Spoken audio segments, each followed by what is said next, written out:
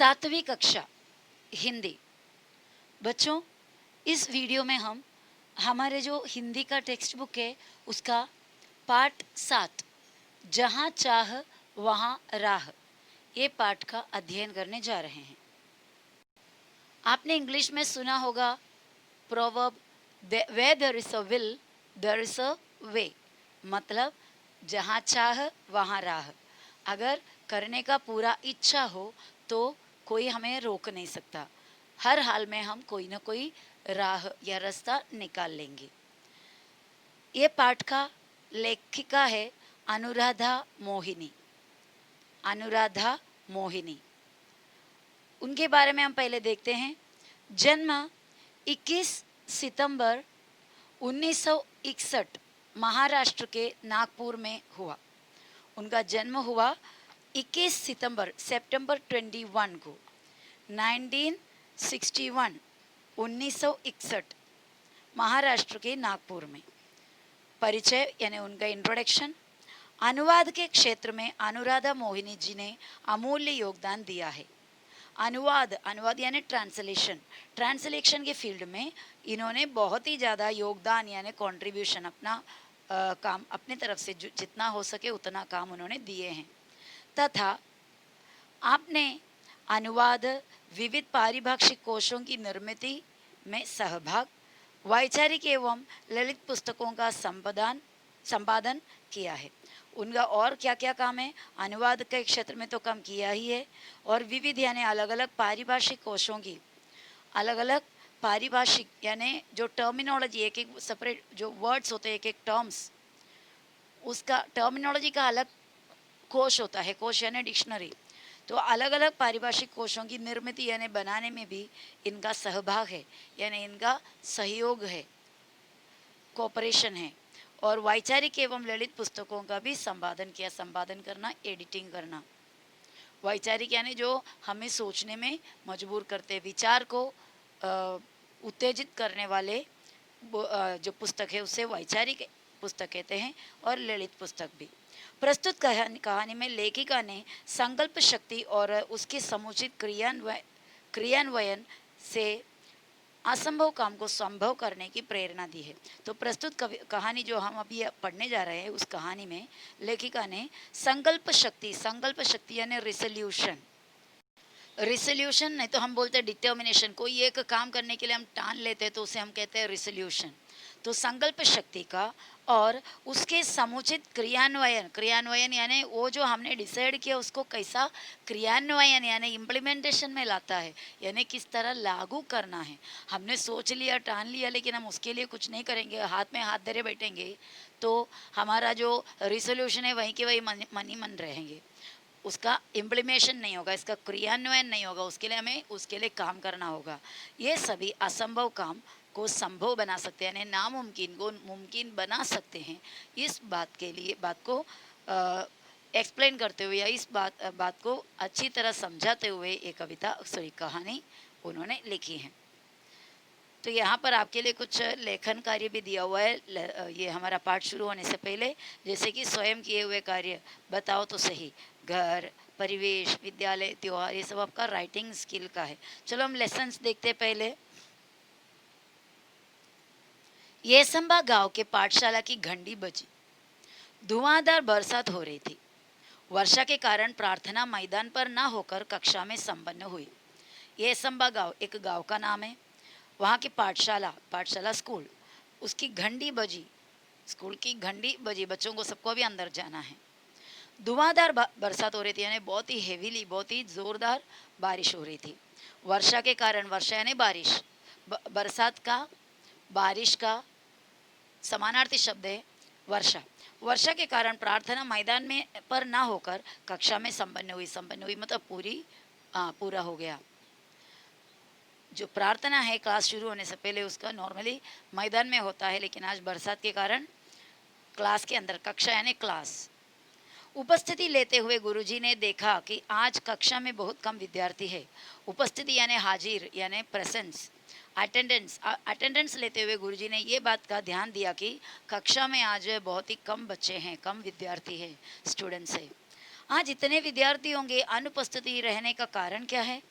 उन्होंने विद्यार्थियों से पूछा, बच्चों से सर ने या मास्टर जी ने पूछा कि आज इतने बच्चे अनुपस्थित यानी एब्सेंट रहने का क्या कारण है, क्या वजह है? वही नाला गुरुजी, हाँ वही नाले की वजह से हो गया गुरुजी। सबने एक स्वर में उत्तर दिया, एक ही आवाज में एनोनिमसली सभी ने जवाब दिए। यसंबा गांव के ठीक बीच से एक नाला बहता था। गांव की बस्ती नाले के एक तरफ थी, पाठशाला और खेत दूसरी तरफ थे। तो यसंबा गांव का ये हाल है। गांव के बीचों बीच से एक नाला बहता है और गांव की बस्ती बस्ती यानी लोगों का रहने का एरिया वो ये नदी के ये सॉरी ये नाले के एक तरफ था। तो जो स्कूल है, पाठशाला है और खेत है जहाँ पे गांव वालों को जाके खेती करनी है, ये सब नाले के दूसरे तरफ होता था। बरसात के दिनों में नाले में कई बार 4 से 5 फीट तक पानी भर जाता था। हाँ, जैसे बारिश हो जाती है, बारिश के जो मौसम आते ही क्या होगा, ये नदी नालों में सॉरी ये नालों में जो इनका गांव के बीचों बीच में जो नाले हैं, उस नाले के एकदम करीब 4-5 फीट तक पानी भर जाता था। ये देखो यहाँ पे नाला दिखाया हुआ है और बच्चे इस पार है और उस पार पाठशाला है।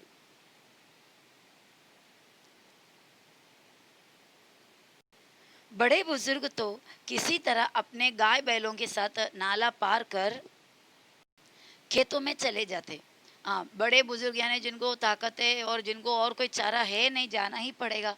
ऐसे भी कुछ मजबूर लोग भी होंगे। तो सभी लोग क्या कर, बड़े बड़े लोग कैसा भी करके अपने बैल भैंस वगैरह जो खेती में काम करने के लिए बैल वगैरह रखते हैं ना, उनको सबको लेकर कैसा भी ये नदी को या ये नाले को पार करके खेत में जाता था। किंतु यानी लेकिन पाठशाला आने के लिए नाला लांघना विद्यार्थियों के लिए संभव नहीं था। लांघना यानी पार करना, बच्चों के लिए, स्टूडेंट्स के लिए नाला लांघना इतना आसान नहीं था या संभव ही नहीं था। संभव नहीं था यानी नामुमकिन था। जब जब जोरों की बारिश होती, उस दिन कक्षा में विद्यार्थियों की उपस्थिति पर असर पड़ता। जब भी कभी जोर की बारिश होता है तो क्या होगा, विद्यार्थियों का उपस्थिति यानी प्रेजेंस पर असर पड़ता है, यानी उन लोग जा नहीं पाते स्कूल। अनेक बार विद्यार्थी पूरे सप्ताह पाठशाला नहीं जा पाते। सप्ताह यानी हफ्ता, वीक। कभी कभी तो ऐसा हुआ है, बहुत बार ऐसे हुआ है कि हफ्ता भर भी बच्चे स्कूल नहीं गए। इसके चलते गांव में बरसात, नाले में भरा पानी, पाठशाला से छुट्टी, यह असंभव की यही कहानी। ये गीत गांव में प्रचलित हो गया था। प्रचलित होना यानी फैल जाना। गांव में पूरे एक गाना, एक गीत फैल गए हुए थे। वो गीत इस तरह था, गांव में बरसात, नाले में भरा पानी, पाठशाला से छुट्टी, यह असंभव की यही कहानी। क्योंकि हमेशा यही होता है असंभव गांव में। पाठशाला में अनुपस्थिति का विद्यार्थियों की पढ़ाई पर बहुत बुरा प्रभाव पड़ता। पाठशाला में जब अनुपस्थिति होती है यानी कि एब्सेंट होते हैं, तो उस दिन का पढ़ाई तो बच्चों का निकल जाता है, छूट जाता है। तो बच्चों का पढ़ाई पर बहुत ही बुरा प्रभाव या बहुत बुरा असर पड़ रहा था। अच्छी श्रेणी लाने वाले विद्यार्थी भी, अच्छी श्रेणी यानी अच्छा रैंक, स्टडीज में अच्छा रैंक लेने वाले बच्चे भी, विद्यार्थी भी वार्षिक परीक्षा में पीछे रह जाते हैं। क्योंकि जब पाठ को, अध्यायों को वगैरह मतलब लेसन्स को एक्सप्लेन किया जाता है स्कूल में, तो बच्चे जान ही नहीं पाते बरसात के कारण और ये नाले में पानी भर जाने के कारण। तो लगातार अगर रेगुलर स्कूल में नहीं जाएंगे तो क्या होगा, पढ़ाई का जो लिंक है, पढ़ाई का जो कनेक्शन है वो छूट जाता है। कहाँ पहले वाला अगर आज जो पढ़ाया वो समझ में आएगा तो ही अगले दिन का पढ़ाई समझ में आएंगे। तो इस तरह बच्चे जो अच्छे अच्छे पढ़ने वाले बच्चों का भी रिजल्ट बहुत ही खराब होने लगा। सब परेशान थे पर क्या करते, मार्ग असंभव था। हाँ, सभी लोग परेशान थे, लेकिन मार्ग, मार्ग यानी रास्ता या कोई सोल्यूशन असंभव था, मुश्किल था या फिर असंभव था। असंभव यानी नामुमकिन था। सबको यही टेंशन में रहते थे।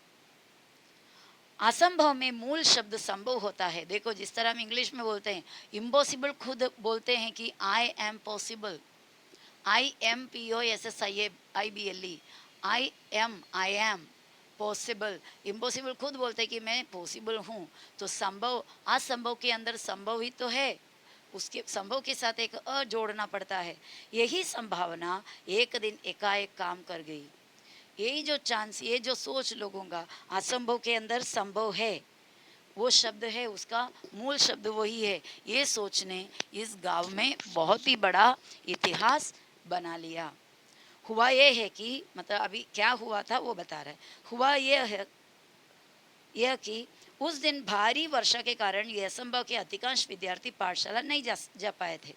हाँ, तो एक दिन ऐसा हुआ कि बहुत ही भारी वर्षा, बहुत ही भारी बरसात की वजह से ये असंभव के अधिकांश अधिकांश यानी ज़्यादातर मोस्ट ऑफ द विद्यार्थी यानी स्टूडेंट्स पाठशाला नहीं जा पाए थे। सो दोपहर बाद बरसात थोड़ी रुकने पर चौपाल में बरगद के पेड़ के नीचे चबूतरे पर बैठे वे आपस में बातचीत कर रहे थे। तो ये बच्चे जब स्कूल नहीं जा पाते तो मौका मिलने पे क्या हो जाते हैं, एक साथ मिल जाते हैं, इकट्ठे हो जाते हैं, कहीं कहीं बैठकर गप्पा गोष्ठी कर लेते हैं। तो दोपहर के बाद बरसात थोड़ी सी थम गई, थोड़ी सी कम हो गया। तो थोड़ा सा रुकने पर चौपाल में, चौपाल मतलब गांव में, विलेज में जो नॉर्मली एक मीटिंग प्लेस होता है, विलेज का जो सरपंच है वो मीटिंग प्लेस में बैठते हैं और बाकी पूरे गांव वाले भी चारों तरफ बैठते हैं उनके सामने, और जो कोई भी प्रॉब्लम्स है उसका सोल्यूशन डिस्कस करके, मीटिंग करके क्लियर कर लेते हैं। तो वैसा जो जगह है उसको कहते हैं चौपाल। तो चौपाल के यहाँ बरगद के पेड़ के नीचे बैठकर उन लोग बात कर रहे थे। तभी तुषार ने कहा, अरे इस बरगद के पेड़ में भूत है, यहाँ क्यों बैठे हो? बच्चों का ऐसा होता है ना कोई बोलकर ऐसे ही बताकर रखते हैं। तो जूही ने जवाब दिया, भूत भूत सब कोरी कल्पना, कल्पना और बकवास है। कोरी कल्पना मतलब कोरी यानी खाली, खाली ऐसे इमेजिनेशन से, वो सब बकवास है, बेमतलब है।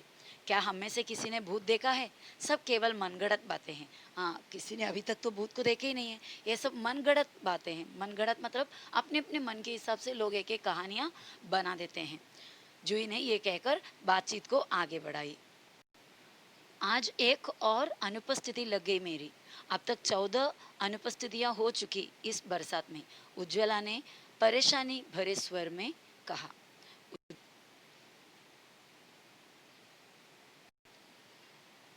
सच कहा तुषार तूने, हम बच्चे कर भी क्या सकते हैं, हम बच्चे कर भी क्या सकते हैं। इस वाक्य को गीत की तरह गाकर, एक साथ तालियां बजाकर वहां बैठे बच्चे जोर जोर से हंसने लगे। तो बच्चे हैं तो उनको कोई भी एक लाइन मिलेगा तो उन लोग गाने लग जाएंगे। तो उन लोगों ने ये बोला कि तुषार तूने सच कहा, हम बच्चे कर भी क्या सकते हैं। ऐसा बोल बोल के वो लोग उसी लाइन को गाने में बदल दिया और गाना गाते हुए तालियां बजाकर हंसने लगे। हंसो मत, कोई कुछ कर कर सकता है तो वह हम भी हैं। आत्मविश्वास भरा ये स्वर दामिनी का था। तो दामिनी बोला, मत हंसो, अगर कोई कुछ कर सकता है तो ये हम ही कर सकता है, हमारे सिवाय और कोई कर ही नहीं सकता। हर समस्या का निदान संभव है। हर समस्या यानी परेशानी, सवाल या प्रॉब्लम, हर प्रॉब्लम का निदान, निदान यानी सॉल्यूशन, समाधान, हर एक समस्या का समाधान संभव है, पॉसिबल है। प्रकृति ने विचार करने के लिए हमें बुद्धि दी है। हमें प्रकृति, प्रकृति क्या होता है? नेचर, नेचर ने हमें विचार करना, विचार करना यानी सोचना, सोचने के लिए बुद्धि, दिमाग, इंटेलिजेंस तो दी है। मुझे विश्वास है कि हम सब मिलकर विचार करेंगे तो कोई ना कोई रास्ता अवश्य मिलेगा। अवश्य यानी जरूर, कोई ना कोई मार्ग जरूर मिलेगा।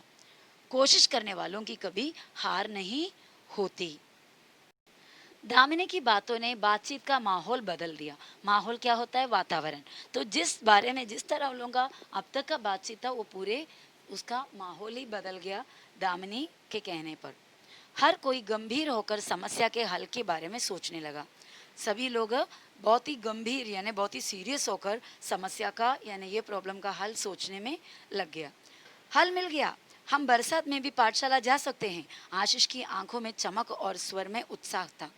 तो आशीष ही तो वो एक अकेला व्यक्ति था या अकेला बच्चा था जो सबसे पहले उनको ये क्या बोलते हैं, ये बरसात में हाथ धरे बैठने का नहीं, ऐसा सब बताने वाला। तो उसी को ही क्या मिल गया? हल मिल गया, उसको ही आइडिया मिल गया। उसने बोला बरसात में भी हम पाठशाला जा सकते हैं। और उसके आंखों में चमक आ गई क्योंकि उसको एक हल, एक आइडिया मिल गया था। तो उनके आवाज़ में, स्वर में उत्साह था, यानी उत्साह मतलब जोश था, एनर्जी था। कैसे? सबने ये एक साथ पूछा। हम नाले पर पुल बनाएंगे। पुल, तो उसका हल क्या है? नाले के ऊपर से पुल बनाएंगे तो कितना भी नाला ओवरफ्लो हो जाएंगे, ज़्यादा भी अगर पानी आ गया तो भी पुल के मदद से नाला पार कर सकते हैं। मित्रों के स्वर में आश्चर्य को भापकर यानी देखकर, यहाँ पर नहीं तो भापना क्या होता है, गेसिंग करना। आशीष ने आत्मविश्वास पूर्वक उत्तर देते हुए कहा। आशीष की आवाज में आत्मविश्वास था। आत्मविश्वास यानी अपने आप पर विश्वास, सेल्फ कॉन्फिडेंस। तो सेल्फ कॉन्फिडेंस से उसने जवाब दिया, हाँ पुल। विज्ञान की पुस्तक में हम सब ने पुल की जानकारी पढ़ी है। विज्ञान की पुस्तक कौन सा होता है, साइंस का पुस्तक। तो साइंस की बुक में हमने पुल के बारे में जानकारी पढ़ी है। जब कभी शहर गए बड़े बड़े पुल देखे भी है। हाँ, जब भी कभी मैं शहर सिटी में गए तभी भी बड़े बड़े पुल देखे भी है। अंतर्जाल से हम जानकारी भी प्राप्त कर सकते हैं। अंतर्जाल क्या होता है, इंटरनेट। इंटरनेट से हमें सभी नॉलेज भी मिल जाएगा। गांव का नाला बहुत ज़्यादा चौड़ा नहीं है, हमें लगभग 10 फीट का पुल बनाना होगा। तो बड़े बड़े नदी के जैसा बहुत बड़ा तो नहीं है हमारा नाला, बहुत ही छोटा है। तो ये छोटे नाले के ऊपर ज़्यादा से ज़्यादा लगभग यानी करीब करीब 10 फीट का पुल बनाना होगा। पुल बनाने का विचार जंगल की आग की तरह येसंबा गांव में फैल गया। जंगल की आग की तरह मतलब बहुत ही स्पीड में। जंगल में एक बार आग लग गए तो देखते ही देखते पूरे जंगल राख हो जाते हैं, उतना स्पीड में वो बढ़ जाता है। इसीलिए हम कभी कोई न्यूज़ अगर स्पीड में फैल गया तो हम कहते हैं कि वो बातचीत या वो बात जंगल की आग की तरह फैल गई।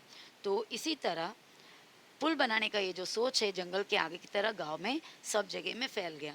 हर व्यक्ति इस विचार और विद्यार्थियों के हौसले की प्रशंसा कर रहा था। तो जिन्होंने भी सुना उन्होंने इस बारे में सोचने लगे और बच्चों की ये जो हौसला है वो बढ़ाने के लिए उनको प्रशंसा, उनकी तारीफ भी करने लगे।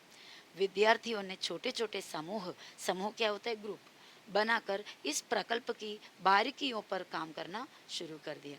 तो बच्चों ने अपने अपने छोटे छोटे ग्रुप बनाए और ग्रुप बनाकर उन लोगों ने इस बारे में, इस प्रकल्प यानी प्रोजेक्ट, इस प्रोजेक्ट के बारे में एकदम बारीकी से, एकदम माइन्यूटली काम करना शुरू किया। सामग्री की सूची बनाई। सामग्री यानी सामान, जो क्या क्या चीज़ें लगेगी, तो वो चीज़ों की सूची बनाई। सूची यानी लिस्ट, सामग्री की सूची बनाई। सामग्री खरीदने के लिए 20-20 रुपये एकत्रित करना आरंभ किया। तो इतने सब सामग्री खरीदनी है तो उसके लिए पैसे तो लगेगी। तो एक या दो इंसान ये पूरा खर्चा उठाने पर बहुत ही भारी पड़ जाएगा उनके लिए। तो सभी लोग 20-20 रुपया इकट्ठा करने का शुरुआत भी कर लिया। आरंभ करना यानी शुरू करना।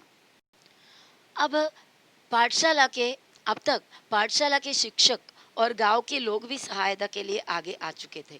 देखते देखते सामग्री के लिए आवश्यक राशि जमा हो चुकी थी। तो स्कूल के टीचर लोग, गांव के सभी लोग सहायता यानी मदद के लिए आगे बढ़ चुके थे। और देखते ही देखते यानी दिन बीतते बीतते क्या हो गया, सामग्री के सभी चीज़ें, आवश्यक राशि मतलब जितने सामग्री लगेगी उस सभी सामग्री के लिए जितना राशि यानी रकम, जितना पैसा लगेगा उतना पूरा जमा हो चुकी थी।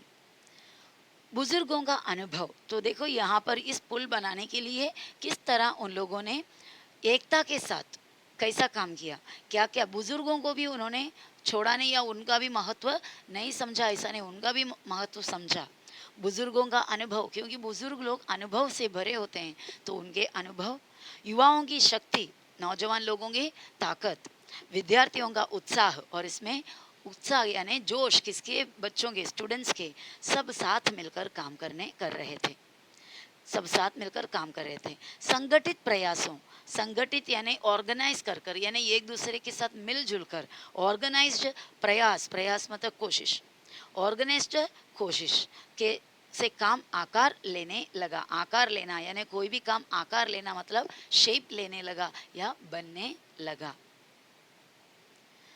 सीमेंट के पाइप खरीदे गए, सीमेंट के बड़े बड़े पाइप्स भी लाए गए, पत्थर इकट्ठे किए गए, ईंट आई, ब्रिक्स वो भी लाए गए, बंजर ज़मीन से मिट्टी खोदी गई। देखो यहाँ पर मिट्टी लेकर आने के लिए बंजर ज़मीन को इस्तेमाल किया, जहाँ पर उपजाऊ ज़मीन है, जहाँ पर अनाज उग सकते हैं, झाड़ उग सकते हैं, वैसा ज़मीन से नहीं, बंजर ज़मीन जो पूरे के पूरे बंजर है, कभी कुछ अनाज या कोई झाड़ उग नहीं सकते, ऐसा जो बेकार ज़मीन से मिट्टी लाई गई।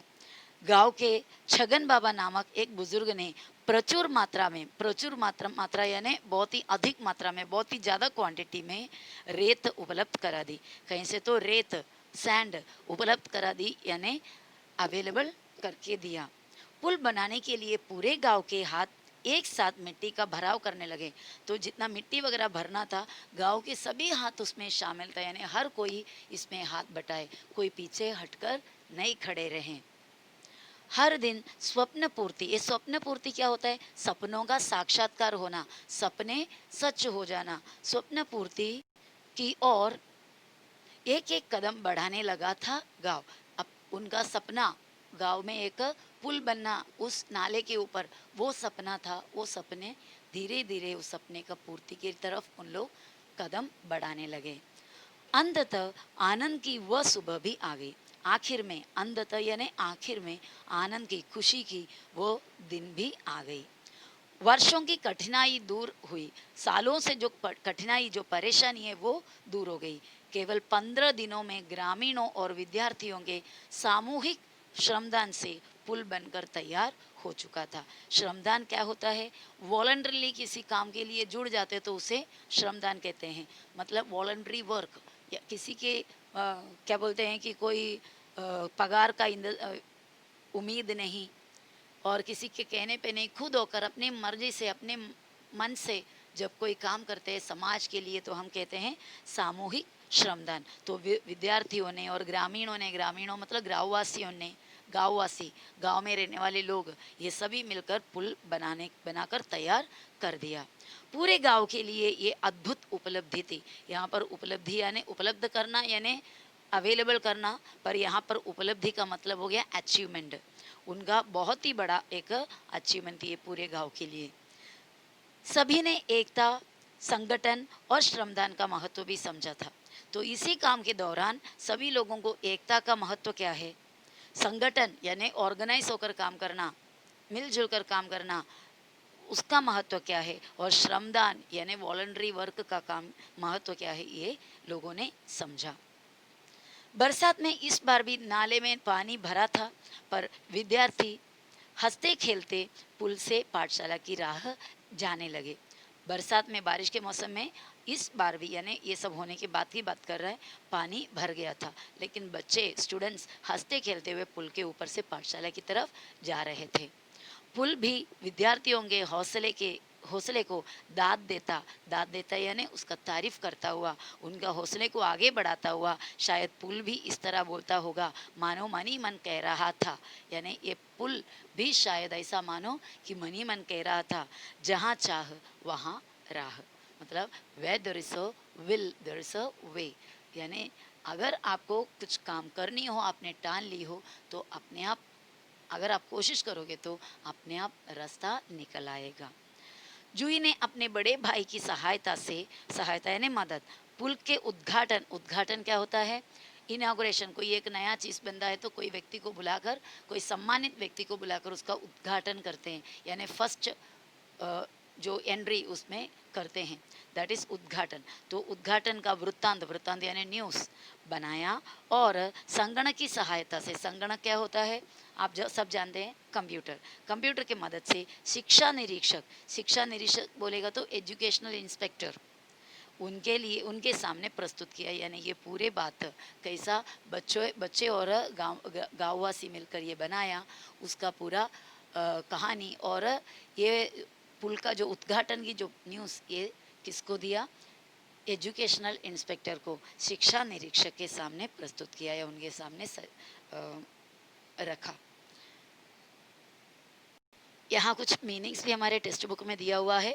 लांघना यानी पार करना, असर परिणाम नतीजा, बकवास व्यर्थ की बातें, बेकार की बातें, निदान समाधान हल, माहौल वातावरण, हल निराकरण वही निदान हल सॉल्यूशन, भापना अंदाज लगाना, गेस करना, हौसला हिम्मत, राशि धन पैसा रकम, प्रचुर अधिक ज़्यादा, कहावतें जहाँ चाह वहाँ राह, इच्छा होने पर मार्ग मिलता है। तो बच्चों, ये पाठ में हमने इतना ही, हमें ये कहानी जो है इतना ही था। ये अनुराधा मोहिनी जी ने लिखा हुआ है। आपको ये पाठ पाठ अच्छी तरह पढ़ना है और मतलब समझना है, और जितने भी वर्कशॉप इसके अंदर दिया हुआ है वो खुद से उसका जवाब ढूंढ कर निकालने का कोशिश करना है। Okay, bye.